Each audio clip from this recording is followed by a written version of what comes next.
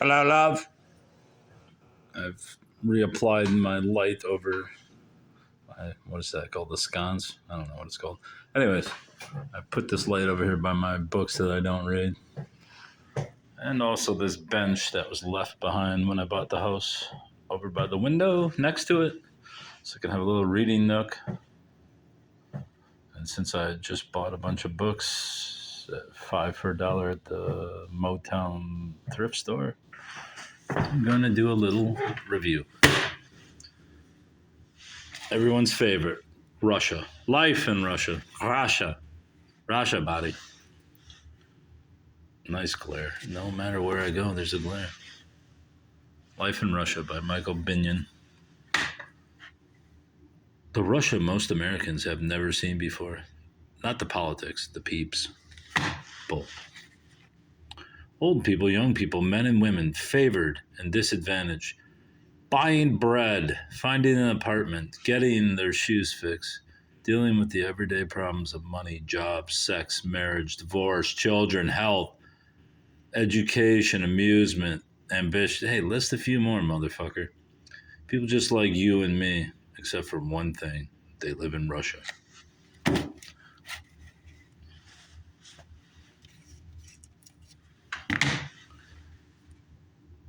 Little nursery rhymes. And I got this one because it's got that little thing on it. What's that called?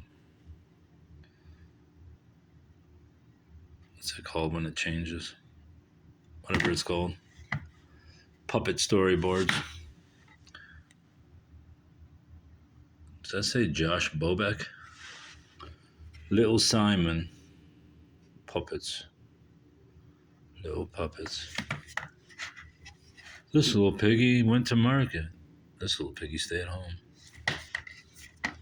It's just a board book with a nice little thing on the front.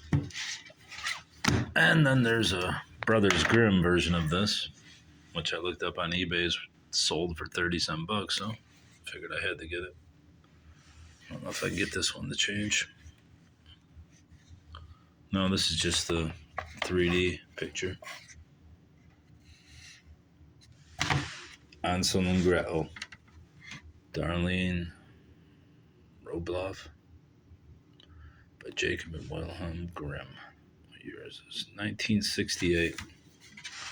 This creep. Near a great forest there lived a poor woodcutter and his wife and his 2 children. The boy's name was Hansel and the girl's Gretel. Gretel.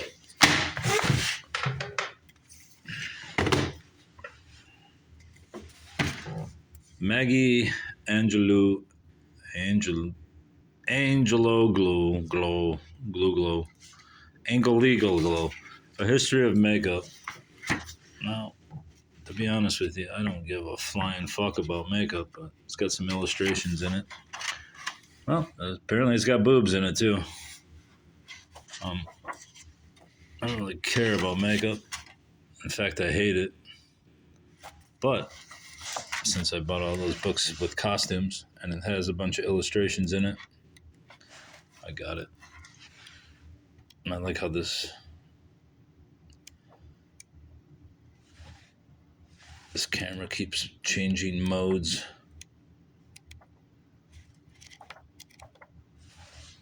Anyway, so I got that book. Put a dust jacket on there.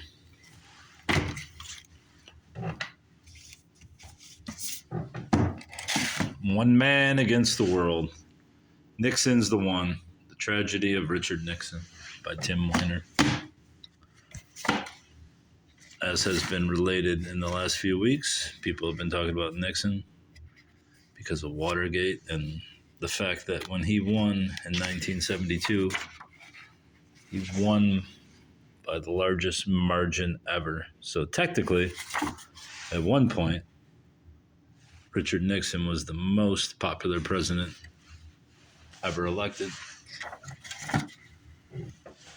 Here's the first history of President Richard Nixon with all of his secret tapes and documents, many declassified in the past 2 years. Pulitzer Prize and National Book Award winner Tim Weiner, whichever, presents a devastating portrait of a tortured and tormented man.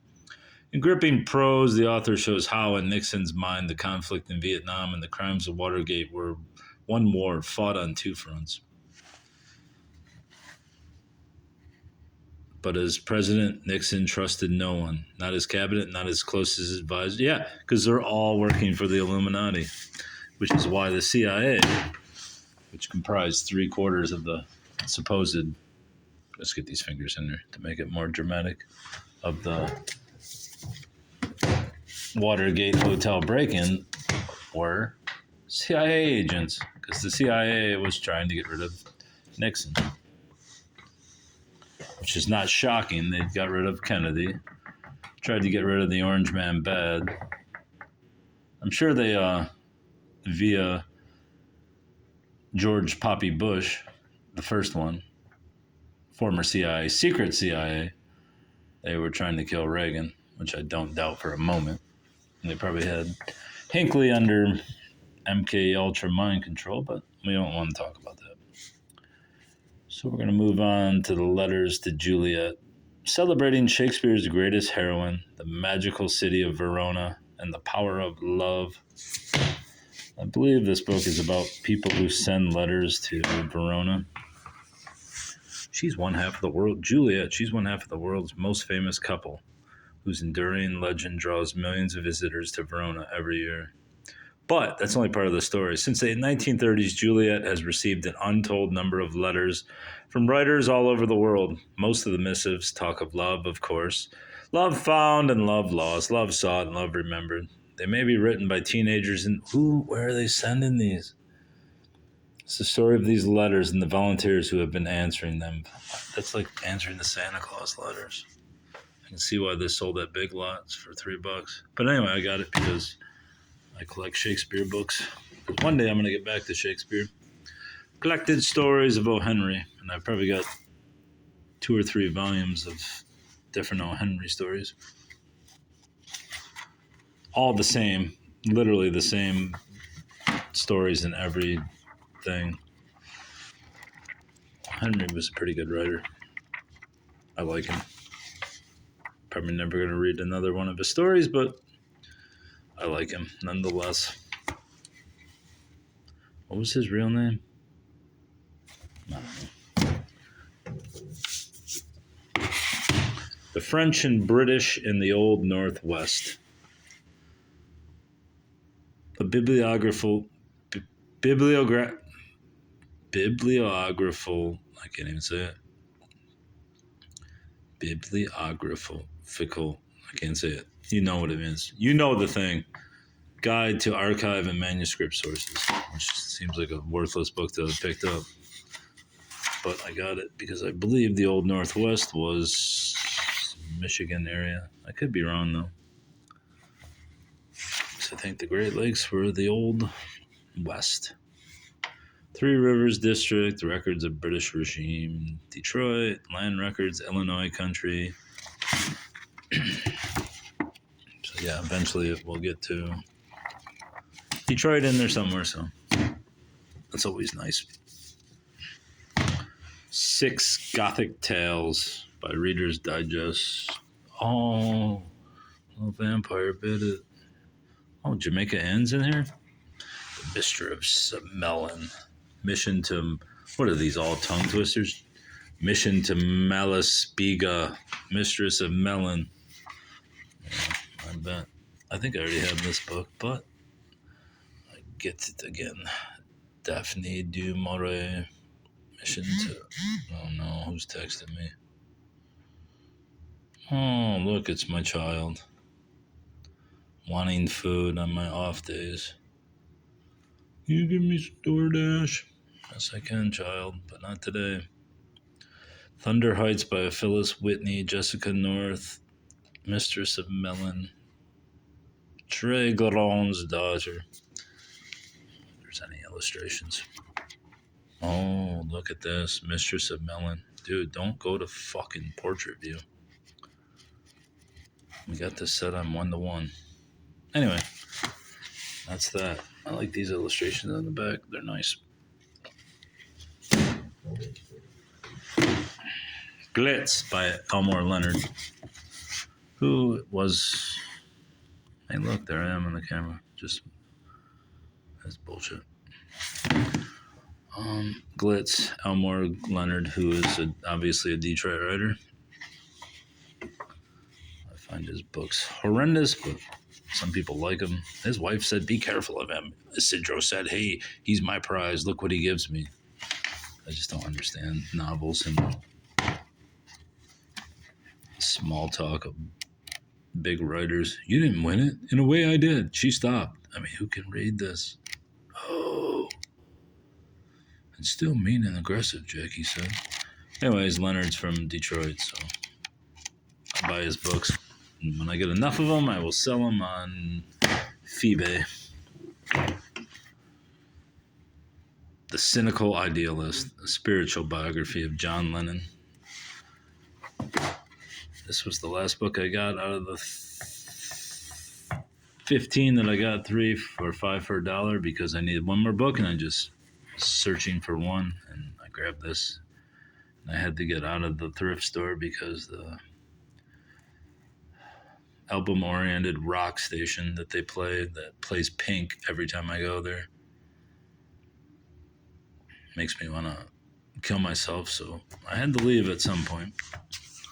Here for the first time is the spiritual odyssey of this remarkable artist. Honored with John F. Kennedy and Ho Chi Minh in 1969 as Man of the Decade. Why the hell would you honor John F. Kennedy in 1969 when he was dead? At the height of fame in 1965, Lennon crashed and began an honest search for meaning. Well, honest. That's when he started treating his son, Julian, like a piece of garbage so he could hang out with Yoko, which was despicable.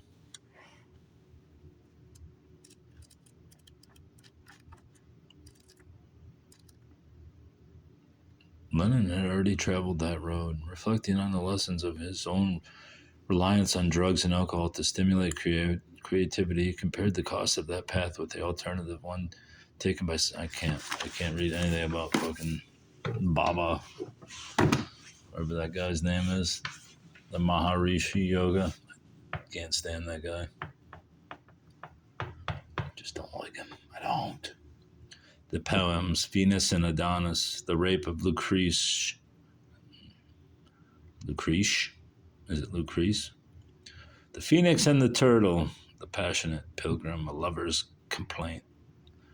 The New Cambridge Shakespeare. This goes with my other Shakespeare that I don't read very often. But now I have it. This one, Total Stab. In the Dark, Tracy W. McGregor. Humanitarian Philanthropist and Detroit Civic Leader by Philip P. Mason. And I only got this because he's from Detroit, and it may lead to some information that I need, looking for something else. It's possible. You never know. I always buy books that pertain to nothing that I'm interested in, and they eventually bear fruit.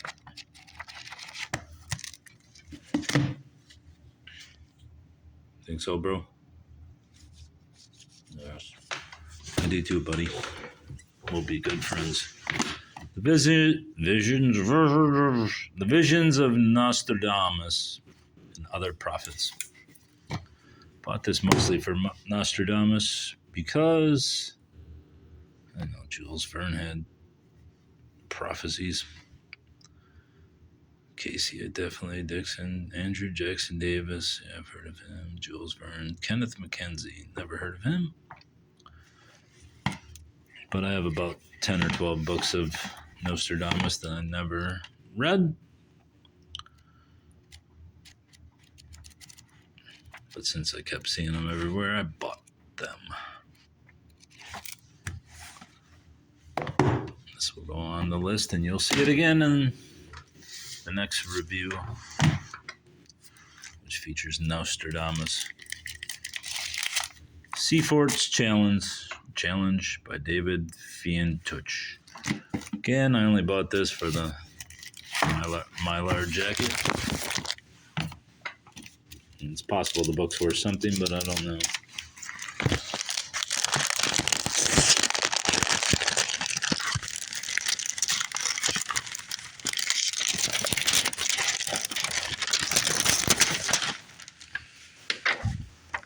And now it's out. Now it's out, and now I have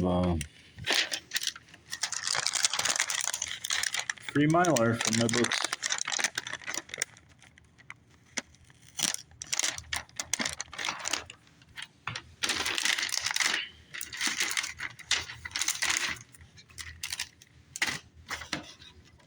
And if this is worth something, I will sell it. If it's not, it'll go into my pile of discards, which are not many.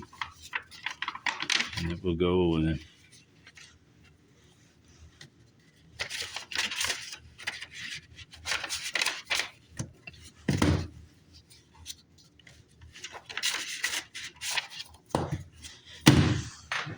And since I noticed it while I was over here in my old book section of miscellaneous and mostly just trash, although that brainwashing book's pretty good. I noticed an Edgar Allan Poe. Where the hell is it now? That's it. Is that it?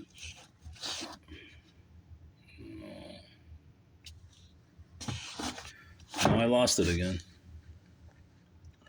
It's The Mask of Red Death.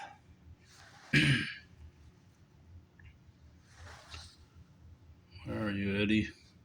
Eddie Poe. Don't see you, buddy. My life. No, I'm probably looking right at it and not seeing it. I was just looking at this son of a bitch. Where'd he go? I don't see it.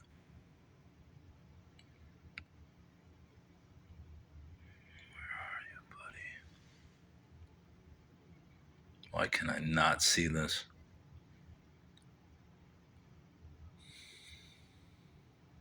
Unbelievable. It's right in front of my face.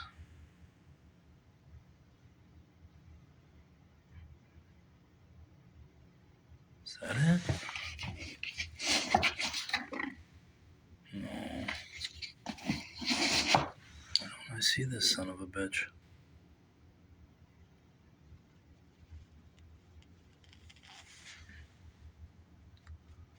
Maybe it's on the bottom. I don't see you. Alright, sit down. Maybe there it is right there. Yeah, it was up here. I always like this book. He goes, meow. There's a kitty in there. The Mask of Red Death, the works of Edgar Allan Poe, Volume 9.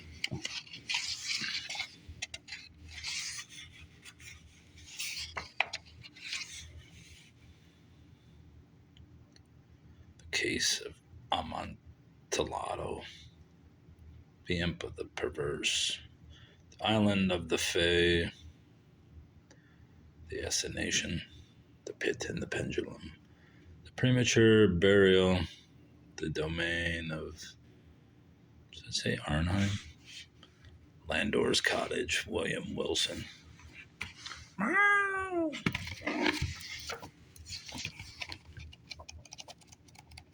Anyway, that's going in my Poe collection. And that's a wrap.